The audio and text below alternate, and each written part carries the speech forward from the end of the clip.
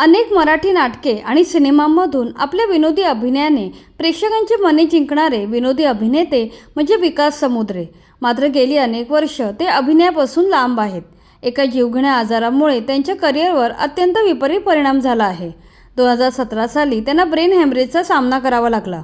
अक्षरशः लोकांकडे मदतीची याचना करून त्यांनी ऑपरेशनसाठी पैसे जमा केले. ऑपरेशन करूनही या आजारात अनेक पेशंट दगावतात. मात्र त्यांनी मोठ्या हिमतीने या जीवघेण्या आजारावर मात केली.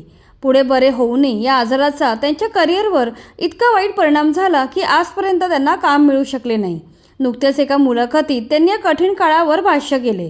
चला तर जाणून घेऊया त्यांचा संपूर्ण जीवन संघर्ष. विकास समुद्रे यांनी आपल्या करिअरची सुरुवात विनोदी नाटकात छोट्या मोठ्या भूमिका साकारून केली. पुढे संतोष पवार यांच्यासोबत त्यांनी अनेक नाटके गाजवली. यामध्ये यदा कदाचित, पहिचान कौन, नाय नो नेवर अशा नाटकांचा समावेश होतो. यानंतर त्यांच्या अनोख्या विनोदी शैलीमुळे त्यांना चित्रपटात काम करायची संधी मिळाली. नवरा माझा नवसाचा या चित्रपटाद्वारे ते प्रेक्षकांच्या नजरेत आले. पुढे त्यांनी सासू नंबरी जावई 10 नंबरी, अदलाबदली, अगडबम, पिपाणी, माकडाचं लगीन, अर अर आबा आता तरी थांबा अशा अनेक चित्रपटात विनोदी भूमिका साकारल्या. या काळात झी मराठीवरील फू बाय फू या कॉमेडी कार्यक्रमातही त्यांनी आपल्या कॉमिक टायमिंगने स्वतःची वेगळी छाप पाडली. मात्र अभिनय क्षेत्रात स्थिरस्थावर होत असतानाच अचानक त्यांना आजारपणाचा सामना करावा लागला.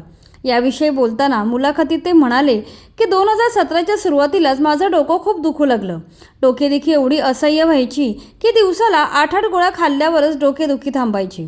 घरचे काळजी करतील म्हणून मी ही गोष्ट घरच्यांपासून लपवून ठेवली. मात्र एक दिवस अचानक मी बेशुद्ध होऊन पडलो.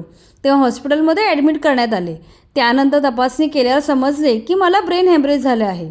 डॉक्टरांनी लगेच ऑपरेशनचा सल्ला दिला. मात्र त्यासाठी 20 लाख रुपयांचा खर्च येणार होता. ते ऐकून माझ्या पायाखालची जमीनच सरकली, कारण एवढे पैसे माझ्याकडे नव्हते. मात्र यावेळी माझी बायको ममता हिने मला धीर दिला. ती म्हणाली, तुम्ही काळजी करू नका, काहीतरी मार्ग नक्की निघेल. नंतर माझ्या बायकोने अनेक ठिकाणाहून सहाय्यता निधी जमवला. बायकोने जीवाचं रान करून पैसे गोळा केले. यावेळी मराठी सृष्टीतून अनेकांनी मला आर्थिक मदत केली. नंतर लगेचच माझे ऑपरेशन करण्यात आले. त्या दिवशी डॉक्टरांनी 3 पेशंटचं ब्रेन हॅमरेजचं ऑपरेशन केलं.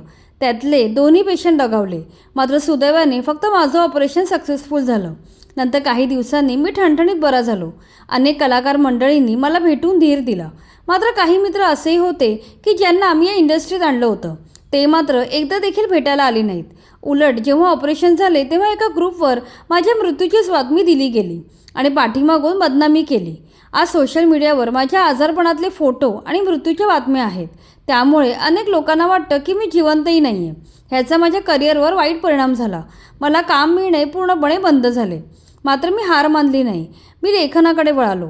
मी सध्या नाटक लिहित आहे. मालिकांसाठी पटकथा आणि संवाद लेखन करत आहे. सगळं काही ठीक झालं तर मी लवकरच रंगमंचावर पुनरागमन करेन.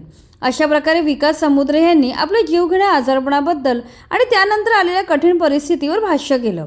सध्या ते आपली पत्नी ममता आणि 2 मुलांसोबत सुखाने संसार करत आहेत. त्यांना निसर्ग नावाचा मुलगा आणि समृद्धी नावाची मुलगी आहे.